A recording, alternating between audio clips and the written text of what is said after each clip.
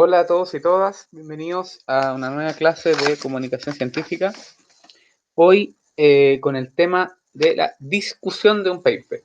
Ya vamos a hablar un poquito sobre la discusión. Ya en las clases anteriores hemos estado viendo otras secciones de los artículos. Vimos hace poco tablas y figuras, cómo presentarlas bien, las tablas y figuras. Antes de eso, la estructura de cómo organizar el texto resultado. Y hoy vamos a hablar un poquito sobre la discusión.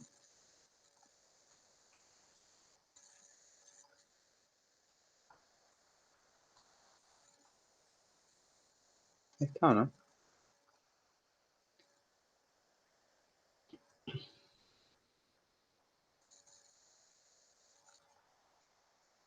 Ya, creo que ahí está. ¿Sí o no?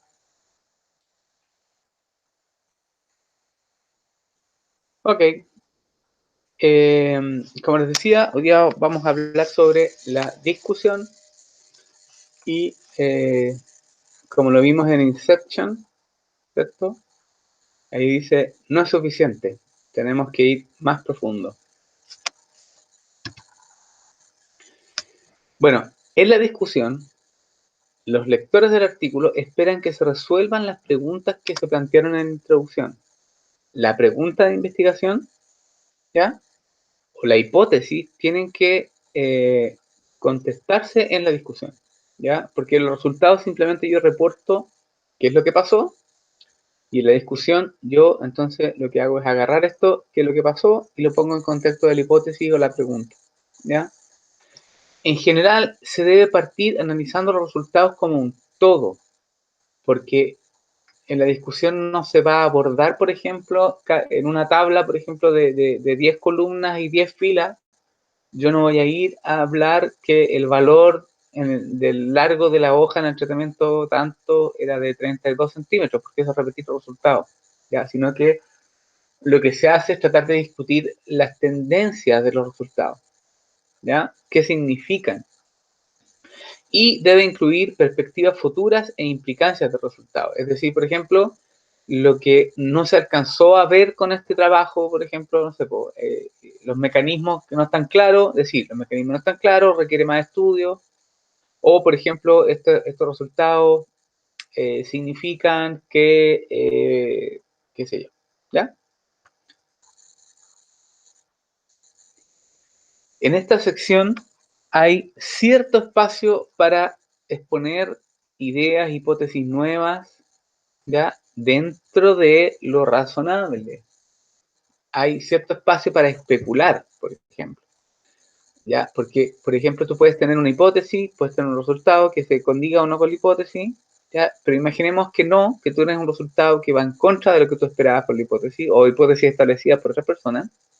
Entonces tú puedes en la discusión tratar de buscar una posible explicación mecanística, por ejemplo, a por qué no te dio lo que tú esperabas, ¿ya? Entonces ahí tienes un espacio, cierto espacio, para exponer estas nuevas ideas o hipótesis. No hay una discusión tipo, pero se pueden seguir ciertos pasos. Cuando nosotros consideramos un artículo completo, ¿no es cierto? El abstract, la introducción, el método, resultado y discusión, en términos de la longitud relativa, en general la introducción y la discusión tienen una longitud similar y los métodos de resultado tienden a ser más breves, excepto en artículos complejos con muchos experimentos, muchos datos, muchas mediciones, o de métodos nuevos, donde los métodos suelen ser más largos, pero en general esto debería ser, ¿se acuerdan? Con unas 3 páginas de texto, 4 páginas, no más que eso, de texto a doble espacio, y la discusión 4, ¿ya? Por ahí, 4, 5, no, 3, 4, 5, por ahí. No más que eso, ¿ya? Y esto debería ser cada sección un poco más dependiente. Bueno, ¿qué partes tiene una discusión tipo? El mensaje principal, ¿ya? Y idealmente, recuerden que la escritura científica no se guarda lo mejor para el final, sino que al revés, se parte con lo más central, ¿ya? Entonces, se debe partir con el mensaje principal, ¿qué es lo que pasó? ¿Ya? ¿Cuál fue el resultado principal? Que si se cumplió la hipótesis, no se cumplió la hipótesis, eh, los resultados eran raros, no eran raros, etcétera, ¿ya? Y de todos los resultados, porque recuerden que uno puede tener, no sé, 5 figuras distintas, 2 tablas, y lo que tengo que hacer en el primer párrafo de la discusión es qué significa todo eso junto. ¿Qué significa todo eso junto? ¿Ya? Después, la evaluación crítica, ¿ah? Muy importante, comparación con otros estudios y la conclusión. El orden, esto puede cambiar un poquito, obviamente las conclusiones generalmente son al final, y esto de aquí puede cambiar un poco, pero en general debe partir con algo de mensaje principal. ¿Ya?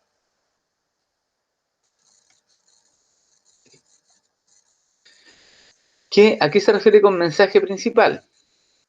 Aquí se responde la pregunta planteada en la introducción y la evidencia que apoya tal respuesta. Ya sabes, por ejemplo, si nuestra hipótesis era que existe una interacción positiva entre dos especies de plantas, o la hipótesis, por ejemplo, que a mayor estrés, más fuerte la interacción, yo voy a ir a ver si mis resultados están de acuerdo con eso o no. ¿Ya? ¿Ya? Los resultados muestran que en los sitios más estresantes o en las latitudes más extremas la interacción es más fuerte. ¿Ya? Entonces se cumple la hipótesis, qué sé yo. O podemos encontrar lo contrario. ¿Ya? ¿Qué es lo que me hace decir que sí o que no a la pregunta de la investigación o a la hipótesis? ¿Ya? A veces se repiten necesariamente cosas que están en el resumen e introducción de resultados. ¿Ya? Y ahí hay que evitar, porque yo he leído muchas veces discusiones que parten repitiendo la introducción o poniendo párrafos completos de varias líneas de texto de cosas de contexto general. Y eso debe estar dado en la introducción, no en la discusión. ¿Ya? La gente ya leyó el paper, se supone. Entonces, ahora, ¿qué sí se puede usar? Se puede usar para partir un párrafo de la discusión una frase de contexto, pero no el párrafo completo. Es decir, si mi paper, por ejemplo, es de fisiología de tolerancia al estrés por frío, eh, yo puedo partir la discusión algún párrafo, ¿no es cierto?, hablando de una cosa general, de las respuestas típicas al estrés por frío, por ejemplo, y decir después que seguir el párrafo diciendo que en esta planta que estudié sigue el mismo patrón o es atípica. ¿Ya? Pero no empezar a hablar de nuevo de todas las respuestas posibles del frío, porque eso debería estar en la introducción. ¿Ya? Entonces, ojo con en la discusión repetir. A pesar de que pudiese parecer que uno tiene que abordar de nuevo las mismas cuestiones, la idea es que tiene otro foco. ¿Ya? Entonces, no repetir lo mismo y no poner cosas de contexto general en la discusión. ¿Ya? Aquí tenemos un ejemplo de una discusión. ¿Ya? Se fijan aquí dice, los resultados de la primera fase de este estudio muestran que los hombres asignados al hospital Korsman y ese otro, ¿ya? Tienen las mayores tasas de hospitalización en un periodo de 30 años de carrera naval. Las tasas también están elevadas para los grupos de construcción y obrero, ¿no es cierto? Tech, Ordnance, ingeniero, estos son, ¿cómo se llama? Administrativos, ¿ya? Y las menores tasas para misceláneos, técnicos, electrónicos y otro tipo administrativo y clerical, son los como que mantienen los datos, qué sé yo. ¿Ya? Si se fijan, esta discusión, ¿qué está haciendo en este párrafo? Lo único que está haciendo es repetir de nuevo todos los resultados y está ocupando un pedazo importante de la discusión, no para decir qué significa, sino que para repetir los resultados y qué exactamente pasó. O sea, este texto podría haber estado en los resultados y no en la discusión. ¿Ya? Entonces, Homero aquí se queda dormido porque en realidad, ¿qué significa todo esto? ¿Ya? Lo que debería decir es que los resultados implican que, por ejemplo, el tipo de profesión influye con la tasa de hospitalización. ¿Se fijan? Y esas son dos frases. Y todo esto, chao. Entonces, Homero En cambio aquí, por ejemplo, fíjense esta otra, dice, nuestros datos apoyan la hipótesis que tomar aspirina o otras drogas antiinflamatorias no esteroidales protege contra el desarrollo de cáncer colorectal y sugiere que lo hace reduciendo la prevalencia de adenomas colorectales. ¿Sí? Entonces, ¿qué significa esto? Aquí estoy hablando de que todos los resultados que yo obtuve, que probablemente son varias figuras o tablas o lo que sea, se pueden resumir en el mensaje principal, que es que lo que nosotros encontramos en este paper apoya esta hipótesis y además este es el mecanismo por el cual yo pienso esto. O sea, ¿por qué estas aspirinas o otras drogas antiinflamatorias protegen esto? Se sugiere, en este caso, que lo hace a través de esto. ¿Ya? Entonces, en este caso, no, en este caso está un poquito mejor. ¿Ya? Recuerden que no hay recetas únicas, no hay recetas mágicas. Esto es todo ensayo y error y la experiencia también va mejorando nuestra capacidad de escribir. ¿Ya? Bueno, una vez que el lector lee el mensaje principal, aquí tenemos claramente un mensaje principal, ¿cierto? Se puede preguntar, bueno, ¿qué tan válida es la respuesta? Es decir, esto, por ejemplo, que sugiere qué tan fuerte es la evidencia, ¿ya?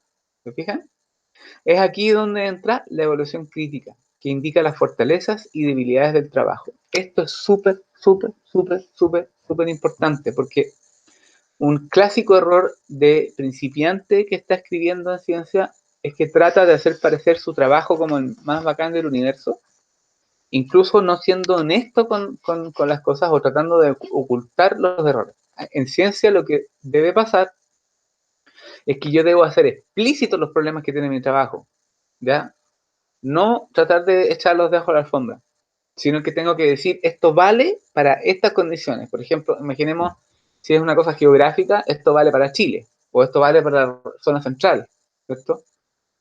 Porque es distinto tener datos no sé, Peumo y la Ligua, que tener datos no sé, de varios continentes, de distintas localidades, de distintas latitudes, de una cosa más global.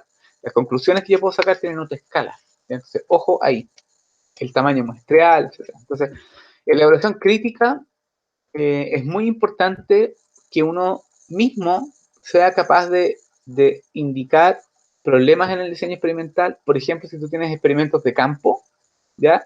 Puedes tener, eso puede pasar y puedes tenerlo publicado, ¿no? O sea, esas cosas pasan. Por ejemplo, si tienen un experimento de campo y se metieron vacas y se convierten tus plantas de un tratamiento, eso puede pasar. Puede haber una tormenta que dañe las plantas, puede haber un evento, cualquier evento estocástico, un tornado que se lleve la estación de medición de datos, entonces tiene el set de datos incompleto porque alguien se robó, por ejemplo, el data logger, ¿ya? Eso puede pasar. Limitaciones en los métodos, por ejemplo, que por ejemplo hay ciertos reactivos que puedes no tener, o no tienes la plata para hacer, o no tienes el equipo X para hacer esto. Fallas en el análisis, validez de las asunciones, o sea, por ejemplo, hay ciertas hipótesis o modelos biológicos que se basan eh, en que, eh, en ciertos supuestos, y yo a veces puedo estar violando estos supuestos, digamos, entonces eso hay que tomarlo en consideración. La escala del estudio también es muy importante porque hay una escala tanto en términos de tamaño muestreal, la escala geográfica, o sea, por ejemplo, si es un estudio en una población humana, ¿cuántas personas yo estoy considerando? Si son de distinto, por ejemplo, estrato social, de distinto sexo, de distinta edad, ya, esa es la escala. Mientras mayor es la escala, obviamente las conclusiones que puedo sacar tienen un mayor impacto, ¿no es cierto? Mientras que al revés, cuando es muy local, las conclusiones que yo puedo sacar son más bien locales. Eso no significa que sea menos interesante, porque hay cosas locales que son de altísimo interés local, ¿ya? O sea, por ejemplo, cosas que tienen que ver con la conservación de una especie endémica son de escala local, y es probable que ninguna revista así como grande le interese, pero claramente al contexto científico local sí. ¿Ya? Entonces, ojo, que no es que sea malo, sino que uno tiene que indicarlo, que la escala es más chica o más grande, lo que sea, ¿ya? Y también posibles sesgos.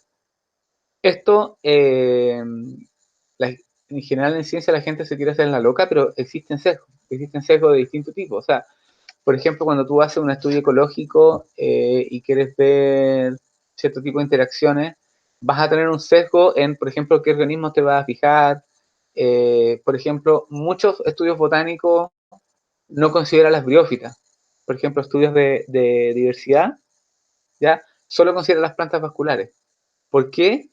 Porque tienen un sesgo, porque simplemente las otras no las pueden identificar, no las conocen, o no hay muchos expertos que las identifiquen. Entonces, ojo porque sesgos existen, ¿ya? Para un lado y para el otro, ¿ya? No sé, cuando hacen estudios de diversidad de animales, por ejemplo, estoy seguro que no miden la diversidad de, no sé, tardígrados, por ejemplo.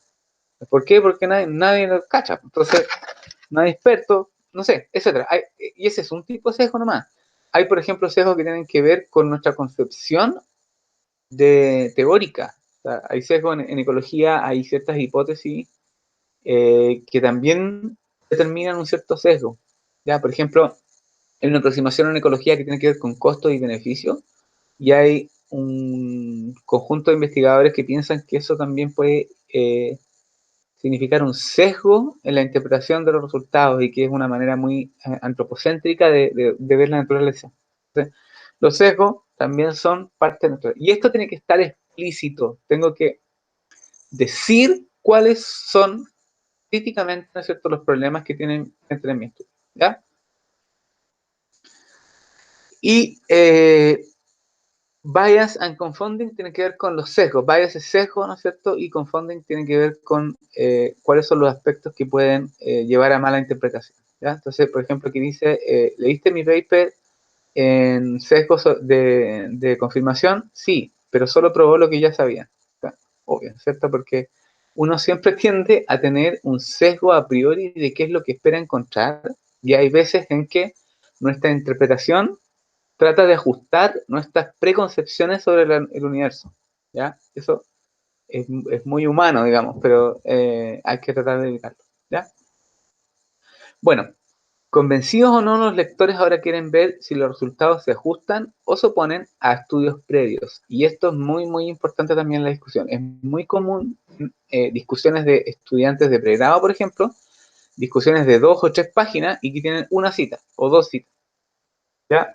Yo tengo que poner mis resultados en contexto con otros, porque seguro alguien hizo algo parecido.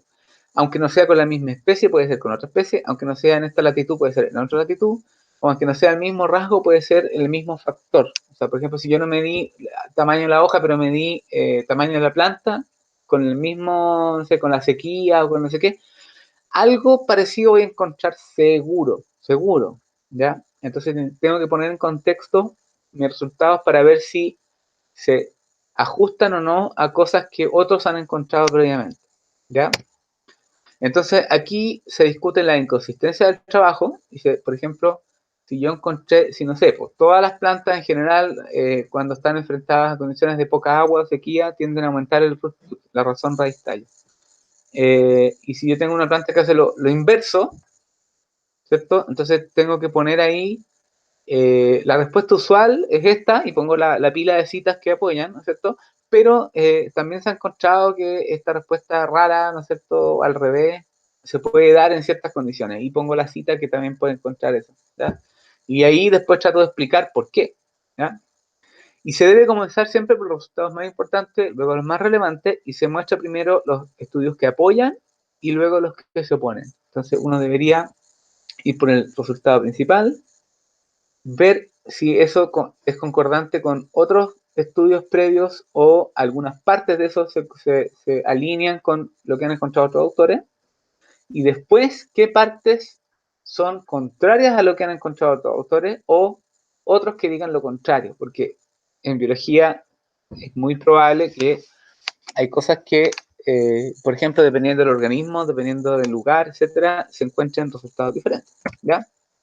Y las conclusiones, por último, tienen que ver comentarios a las posibles implicancias y sugerencias para futuros trabajos, ¿ya? Así como, por ejemplo, aquí dice, ahora se requiere un estudio para confirmar estos hallazgos, para determinar cómo estas drogas antiinflamatorias podrían actuar y particularmente para, digamos, para ver si pueden prevenir la recurrencia de adenoma y, o incluso hacer desaparecer estos adenomas, ¿ya? Entonces, si bien este paper, por ejemplo, tenía una evidencia sobre que esto está relacionado con esto, solo sugería una relación mecanística. Entonces, aquí lo que está diciendo es que se requiere más estudios que confirmen esta relación mecanística, ¿ya? Y eso tiene que ver con las implicancias y sugerencias para el futuro, ¿ya? ¿Sí? Bueno, ¿qué otras sugerencias les puedo dar respecto a de cómo escribir la discusión? Una cosa muy importante es evaluar los resultados y no a los autores, ¿ya? Esto vale tanto para comentarios positivos como negativos. Ejemplo acá, mira, dice, en una observación simple, pero de observación muy profunda, se hizo en el estudio de Gutenberg que vio la relación entre no sé qué y no sé qué, ¿ya? Aquí yo estoy hablando de que este gallo fue así como, oye, gallo súper discurrido, ¿ya? No está bien en general. Tiene que uno evaluar los resultados y no si el autor fue malo, bueno, etcétera, ¿ya? No es que esto no ocurra, porque como son seres humanos, gente que igual pone ahí que algunos estudios son buenos y otros son malos. Entonces, hay que tratar de no evaluar a los autores de los trabajos, sino que evaluar los resultados de los trabajos, ¿ya? ¿Sí? Entonces, este tipo de adjetivos calificativos realmente no se usan, ¿ya? También esto, yo sé que todo el mundo le gusta ponerlo porque tratan de hacer que su paper sea, digamos, de venderlo, pero hay que fijarse bien porque uno puede no saber simplemente. Entonces, por ejemplo, esto de reclamar prioridad, es decir, nuestro estudio parece ser el primero donde se usó este método, ¿ya? Eh, ¿Por qué? Porque es muy difícil revisar toda la literatura. Hay journals que no están traducidos, por ejemplo, que son en idiomas, no sé, en ruso, japonés. Nadie tiene la posibilidad hoy de leerse todo lo que sale por el volumen de investigación. Entonces, hay que tener ojo cuando uno dice que es la primera vez que se hace qué. Ahora, hay veces que efectivamente es la primera vez porque, por ejemplo, hay cosas que se han hecho en el hemisferio norte que no se han hecho en el hemisferio sur, qué sé yo, ya, pero uno siempre tiene que tratar de poner alguna palabra que diga eh, hasta donde sabemos es el primero. Nuestro estudio parece ser el primero, ¿ya? Pero no afirmarlo porque es difícil saberlo con, ¿ya? Y esto, el truco de la cita perdida, es ya un poco más para gente que ya lleva escribiendo un tiempo, pero es cuando tú estás escribiendo un trabajo sobre un tema particular y ya lo terminaste, ¿no es cierto? Estás escribiendo la discusión y resulta que te enteras de un paper que salió, ¿no es cierto? Justo cuando tú estás escribiendo, que es de lo mismo que tú estás haciendo, que es clave para tu cuestión, pero tendrías que como que reformular todo para arriba porque en el fondo cambia completo la perspectiva o qué sé yo. Entonces, en vez de hacerte cargo de eso, en vez de ponerlo en la introducción como contexto de tu trabajo, lo ponen en la discusión como, y esto ha sido abordado también por otros autores y va ahí en un chorizo de 20 autores este paper que salió nuevo. ¿Ya? A eso se le llama el truco de la cita perdida. Entonces lo que estoy haciendo yo es invisibilizar ese paper, o sea, lo estoy considerando para que el revisor de la revista no diga que no me lo leí, ¿cierto? Que no estoy actualizado. Entonces, está puesto en el paper, pero está puesto de una manera para tratar de meterlo debajo de la alfombra, ¿ya? Y lo que uno debería hacer, si es honesto y científicamente correcto, es que si realmente ese paper tiene una influencia que hace replantear la cuestión o que es relevante para mi trabajo, voy a tener que ponerlo en la introducción, en el contexto y reformular cómo yo organizo mi cuestión.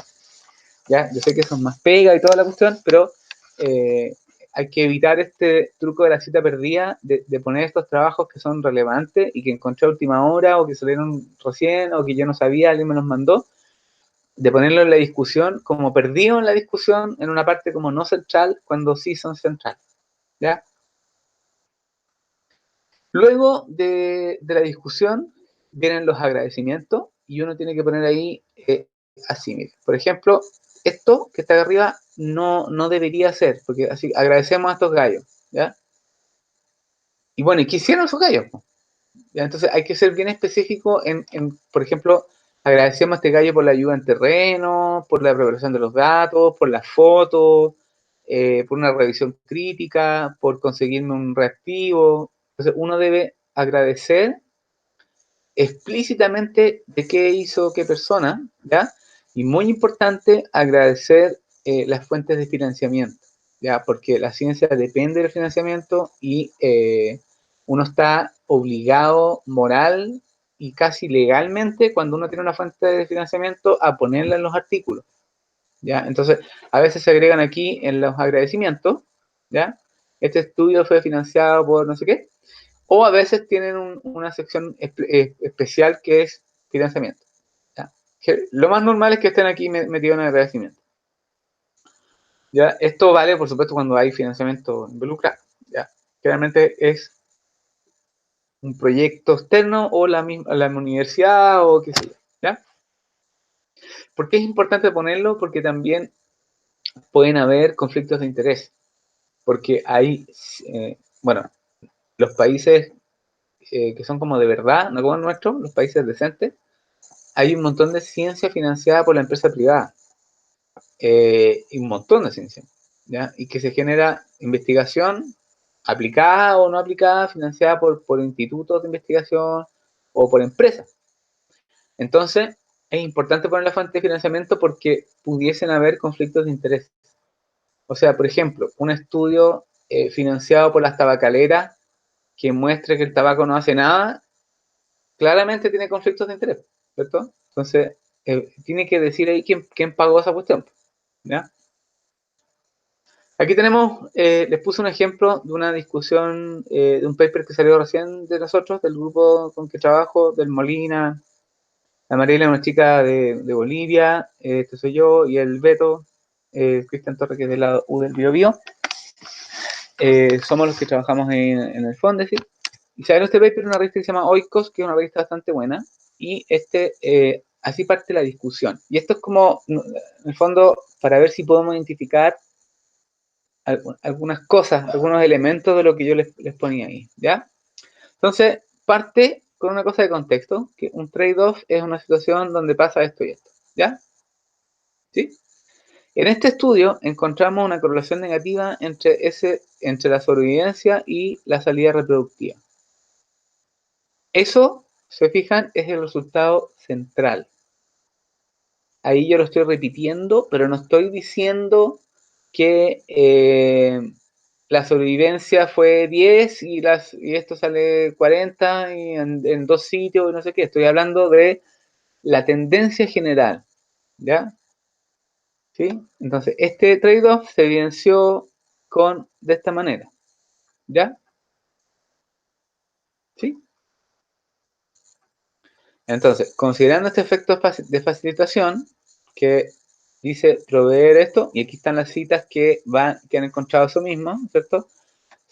Hubiésemos esperado encontrar mayor fitness en plantas creciendo acá, ¿cierto? Pero el fitness fue restringido por una menor reproducción sexual, ¿ya?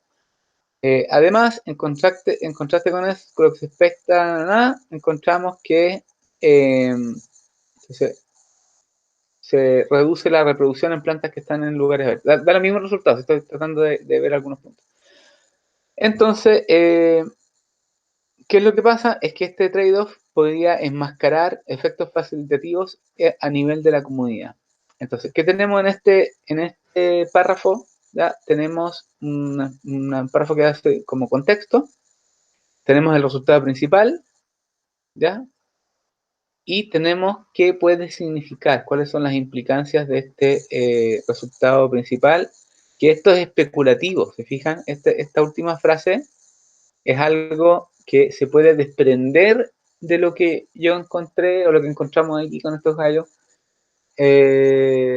¿cachai? Pero no es parte de los datos. Entonces, esta parte es un poco de especulación de para dónde va este cuestión, ¿ya?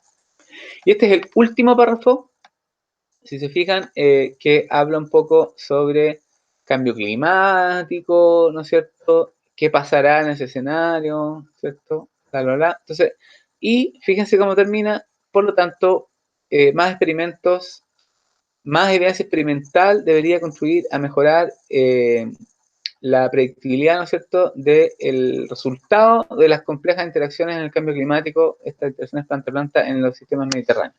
Entonces, acá como con una de las conclusiones y futuros proyecciones y estudios es que esta parte se necesita más evidencia experimental para poder resolver bien qué pasa, ¿no es cierto?, en esta cuestión, ¿ya? Entonces, aquí podemos ver qué significa nuestro resultado, que pueden desarmar ciertas interacciones positivas, pero más evidencia se requiere como para ver si este es un fenómeno particular o general, ¿ya? Bueno, eso por hoy día, eh, eso por hoy día, déjame volver acá, ¿dónde estoy? Acá. Ok, con esto terminamos la discusión y terminamos la última parte de la conversación o clases sobre los textos científicos, ¿ya? La próxima clase vamos a comenzar con presentaciones orales, ¿ya? Si alguien tiene preguntas, dudas, consultas, por favor me escriben al mail directamente, ¿ya? Y si alguien quiere ser evaluado en este curso de alguna manera, les pido por favor que me manden por correo textos en versión 1 y que cuando vuelvan del paro, no lo estoy pidiendo ahora, pero para cuando vuelvan del paro, puedan trabajar sobre ese texto y entregarme la versión 2 corregida, ¿ya? Incorporando las cosas que yo les he tratado de contar acá, ¿ya? Entonces, no sientan que están traicionando la movilización si me mandan un texto. Ese texto no es nada todavía. Si volvemos del paro, después, pero eso me sirve como referencia, como texto base, no sé si me explico. ¿Sí? Bueno, que estén bien, cuídense y nos vemos la próxima semana. Adeu.